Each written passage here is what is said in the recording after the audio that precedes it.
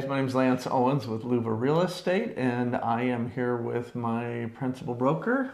I'm Sarah Lane Pedro, also with LUVA Real Estate and Vacation Rentals. And Vacation Rentals. I keep forgetting the Vacation Rentals part. So thank you, you guys. Hey, it's good that, we've got this going now where we're doing it out of our office. It's kind of cool. I like it a lot. This is going to be a little bit better each time as we go along. So today we're going to jump in a couple of things. We're going to jump into what's going on with condos and homes, and that's for the month of January 2026. And we're also going to talk a little bit about the capital gains tax. And the reason we're doing that, I just got back from Washington, D.C., and we met with members of Congress and NAR. And so anyways, we're going to talk about that in a minute. Let's jump right into our market report. Okay? Go. All right.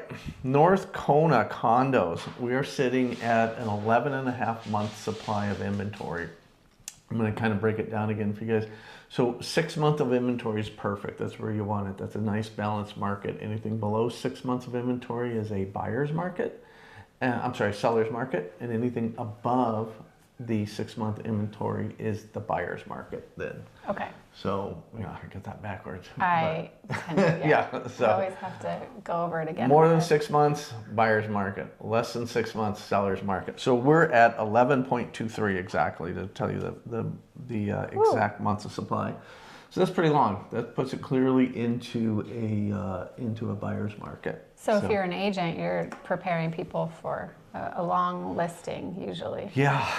I think you were around before COVID. You remember a lot of times we used to do our market, our listing agreement would be for a year. Yeah, 1 year. It was a 1 year listing agreement. So I think I even had an 18-month before. I mean, it depended on the subdivision. It may really take that long sometimes if it's that unique, right? Yeah. Yeah. Yeah, it is. And today I'm just drinking bubbly water. Just saying, but I need to have some water while I'm here. Bubbles, I have a soda. I'm hiding it off camera. I don't drink soda. All right. So here's some really interesting numbers on this too. You look at median sold price is $542, and that's a minus 4% month over month. Okay. So we're using this new RPR reporting system, and it's pretty cool because it breaks down what's happening in like the last 30 days. So it shows me as of right now, the numbers have dropped just down 4%.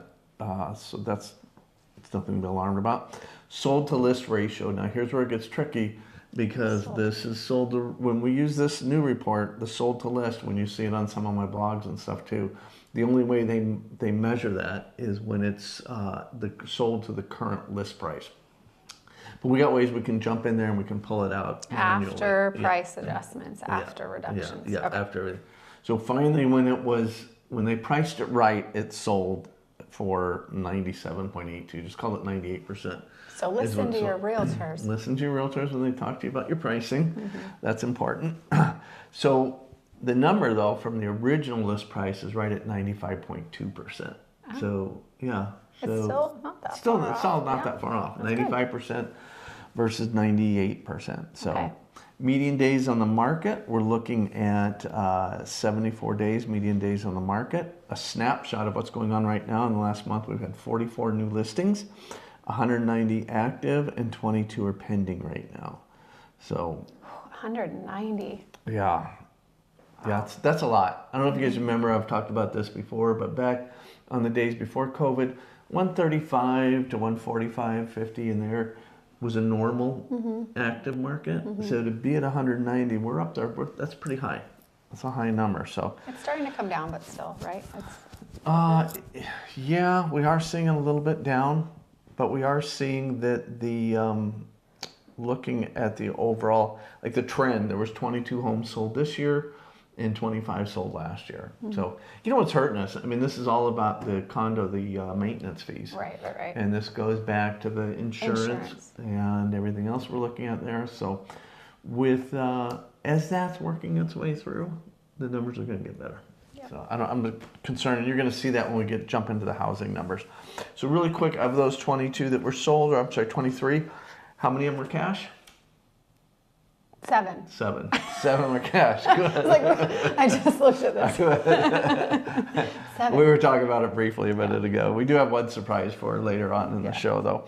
So 7 of those were cash, so roughly a third of that. So everything's, it's normal. Yeah. Nothing's freaking out in the market.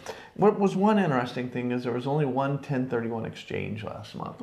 So I thought that was interesting. Yeah. Usually see more than that. So 1031 exchange is when someone's investing from one area to the next and moving over here.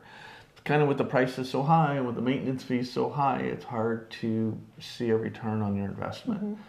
So I know I've always told people, you know, if you're looking to come over here and get 8% cap or return on your investment, it's not going to happen. With 50% down, you're going to be lucky to break even, offset your ownership costs. So yeah. So same conversation in vacation rentals. I mean, we just say plan to break even, pay for your trip each year. It's, you know, you're not going to get rich off of this. Yeah, this is Hawaii. This is not the West Coast. This is not Vegas. We're in Hawaii, and you know, it's only so much land. I know they're making a little bit extra every now and then here, but they are, I don't know. Yeah, it's different. That's why. So you got more questions on condos? No, I did see we had 2 VA loans closed, so that's good. At least those are still happening. Yeah. And condos. Yeah, that's good. We don't see a lot of the VA market over here, really, compared to like Honolulu. You know, they've got so many bases over there. Yeah.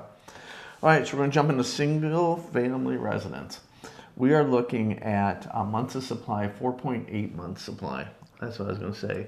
Okay. It's not scary when you look at what's going on. Really, what's happening with the condos is the maintenance fees, and that's what's changing. 4 months. Okay. Yeah, 4.8. We can call it 5.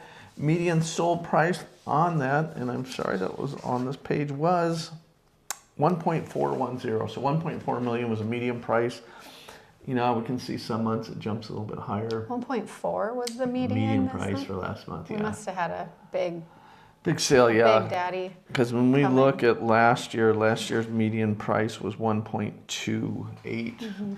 So one sale can adjust that, though. Yeah, can adjust it and see. I like it when we get farther out in the year because we see more of a balance. I like to tend to we get year to date and we got month over month type of thing. So the year to date kind of mellows it out. Right. So it's a really good number. But January is same. It's year to date. Yeah. It's that. And actually, if I go to that new system that we're using, the RPR system, it shows us actually the median sold price of 1.294. Okay. And that makes more sense. Probably more relevant. I like that. You're going to see me using this one a lot more, I think, in the future. So we're going to slowly wean over to this report from the static one like this. So sold to list price ratio on them. Now this is, again, we're going back to the, this is a sold to adjusted price at 96.8%, which is, that seems low. And I actually ran that number. Yeah. It's I don't know, 96.8, so it's almost 97. Yeah. Oh, 97. So 94 from original price. From original. Yeah, so 94% from original. Yeah. So 94, that's a better deal than on the condos, right? That's interesting. Yeah, it is. So, I have been seeing when there's been an adjustment, it's been a chunk. Yeah. You know, it hasn't been, you know, it used to be like, let's drop 10,000. Let's drop. It's a pretty big chunk now. It's a big chunk. And it was funny because I just got down, I watched one of those, one of the mainland mortgage lenders that does a show, and he was saying, you know, some of these areas we're seeing a 10% drop. And he taught me, he said, you know, in the areas I'm talking about, we're talking about $1 million, you know, so that's $100,000. And sure enough, I mean, 10 minutes after I watched that, I looked at the hot sheet today. Yeah. There's a condo that went down from 1.1 million to 9,999. That's pretty. Yeah. So 100,000, 10% price cut on that. So that's interesting. Yeah. So that's good. We had a lot of cash. I didn't count those out. 1, 2, 3, 4, 5, 6, 7, 8.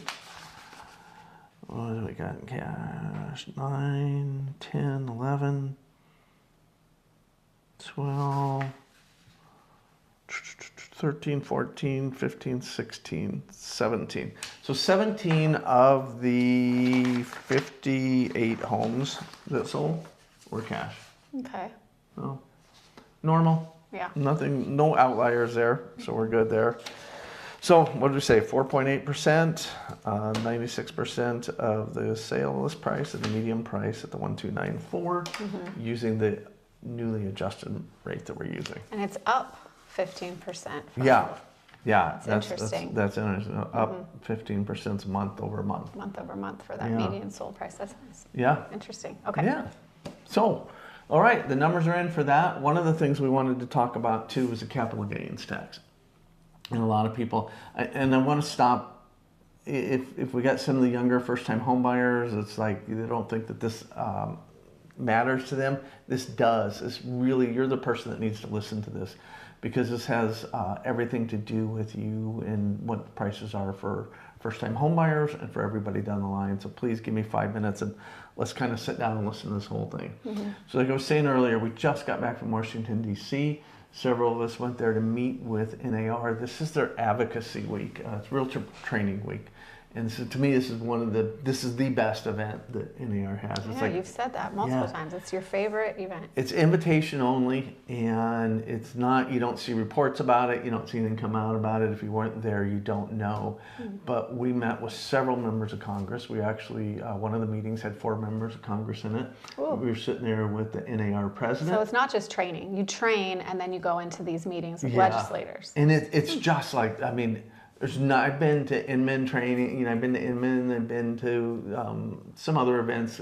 California puts on a really good association event there for them, but nothing like NAR. I mean, these meetings and this particular meeting. I mean, you're in DC meeting with legislators. You're in DC. Actually there at the table with the people. Sitting at the table with them. It's definitely different. We met with 4 one day, we met with a couple more on another day, and then we had a few that were retired that were giving us advice, helping us with understanding the process. And do you feel like they're listening to you? When without a doubt.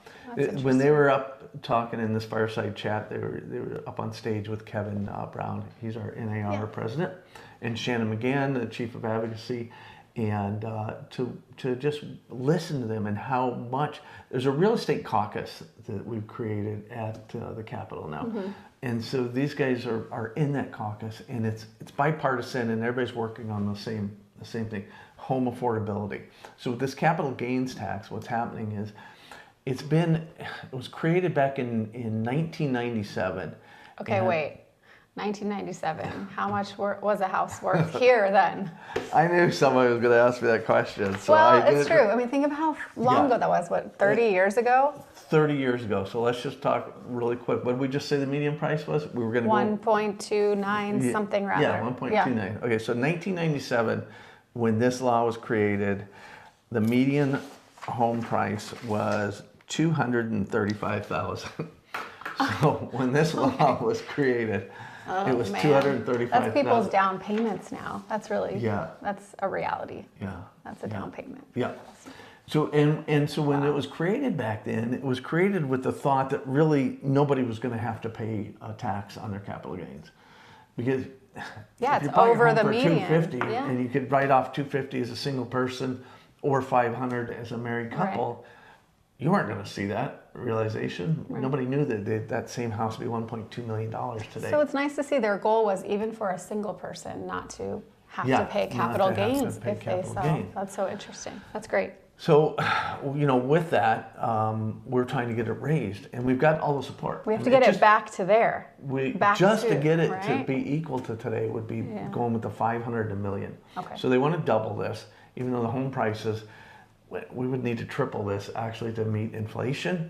I'm sorry, to meet median home price. Inflationary wise, we're okay with that, but not with the home prices. But anyways, if we can get the 500 and the million, that would be good. And there was even one of them talking about actually putting a bill together. Marjorie Taylor Greene had a bill there that died where it was going to be no tax ever on your primary residence. No cap, basically. No. Okay. Yeah, you shouldn't be penalized. You should be rewarded. What is this like stay put penalty kind of thought process? Yeah. So what's happening is they're not selling. People aren't selling because they're going to be hit with that big capital gain. Some people, I mean, I've had pushback where people are telling me, you know what, how much money do you need to make on it? But you think about it, if it's your mom or your dad, and say one of them passed away 4 or 5 years ago, right? So in that scenario, you would have what they call a step-up basis. So the price would have been reset. So let's say they bought that home for 230,000 back then, and something happened in '96 and 2000 and let's say 16 before COVID hit. That home was probably worth about 600, 700,000 maybe. So you would step up to that new basis. Now that house is worth 1.4. Yeah. Right. Yeah. So the house is worth that now, and if you don't talk mom or dad into selling within that 2-year period, they get hit as a single person. Can you imagine? Like, I mean, my mom, 76. Yeah. And then having her house, I know, is worth probably 1 or 1.1, and having to pay. She's single now, so she would have that much in capital gains tax. That would be so. All the generational wealth. She'll never leave if I ever have this conversation with her. And that's what's happening. Yeah. So and so this is where it leads into the first time home buyer, you guys, because that first time home buyer, when grandma sells her home, that's a big 4-bedroom home, 3-bedroom home that she raised the family in. And she sells it. Well, now there's a family that's been stuck in a 2-bedroom home that now buys that home. She needs to downsize. Yeah. They need to step up. Yeah. Yeah. And then that 2-bedroom home's available. Now the couple that's living in an apartment just had their first kid or something, along those lines. They need a little bit bigger space. They need a dog, whatever it may be. They now open up. They jump out of the apartment. And that's not happening, am I right? It's not happening. Not happening. Because mom and dad or grandma and grandpa are not selling their house. And you wouldn't want to see your mom's total wealth just be taxed away. So it's important. So it just follows this whole process. UHero did a really good report of what happens when one unit sells. If you're familiar with UHero, I think you can go to uhero.com. Oh my gosh, that report was so good. It followed someone from... a sale all the way down the line. And the domino effect of domino effect down to each one. So that's a great report. We actually had them come speak when we were at the our state legislature. Yeah. So I know I've been to Washington D.C. 3 times in the last 13 months. We've been to the Capitol multiple times, and it is it's making a difference. Yeah, I get to go in June and have that experience too. Yeah, so we I'm get to excited. go back in June. It's super cool. We'll be meeting with our legislators in their offices in the Capitol, the nation's capital. It'll be good. You'll be there, right? It's a big difference getting involved and being there. It really helps. Yeah, so I'm excited. I think with that, let me make sure I hit all the points on that because it was really important. Yeah, we call it the stay put penalty. We talked about that. The biggest thing is seeing how it does affect those first-time home buyers. I mean, if no one's transitioning to whether it be elderly housing or just a smaller downsizing, there's no new homes opening up for first-time home buyers. And then there's the supply and demand, which is obvious, right? We know that we need supply. That's it. But this is kind of in the back. It's hidden. It's like it's not being talked about except by NAR. It's interesting too because when we go to these things, when you go to the state capitol or you go to any of these meetings and look at any of these bills, you don't see Zillow there, you don't see Inman there. There's nobody but NAR there that's put this on. And with 1.5 million members, it's actually the largest trade organization in the United States. Yeah, I think the world, right? I think so. I think. Have they done any polls with voters on the... Sorry. Good thing you brought that up. Let me jump into that as numbers. So 17% of voters say now's a good time to buy a home, but 85% still say home ownership is essential to the American dream. So only 17% of people think that now's a good time to buy a home, but 85% thinks that it's important to have that home. I think that's everyone, right? Yeah. They're like, right now is not good, but we know that we need to buy someday, right? So it's just this wait and see. Nearly half of homeowners say there's at least one major barrier is preventing them from moving. Of course, affordability in housing, but it's being caused by this capital gains thing. So it's a big problem. It's a really good topic, Lance. It is. What was the? There was some other data too. I want to make sure I'm not missing something, you guys. I don't know. You're the data dude. I don't have the data. Oh, here it is. So today, about 1/3 of homeowners already exceed the $250,000. Oh. So 1/3 of homeowners across the country. In Hawaii, I'm telling you, the number is bigger than that in Hawaii. So, but that's across the country. And 10% already exceed the $500,000 cap for married couples. Yeah. We got somebody in our office that's always kind of ribbing me and saying, why aren't you guys fighting for it? Why are you penalizing someone for being married. And everybody should get or the for being single. Or being single, yeah. So it is, that is a really good point, and that has been discussed.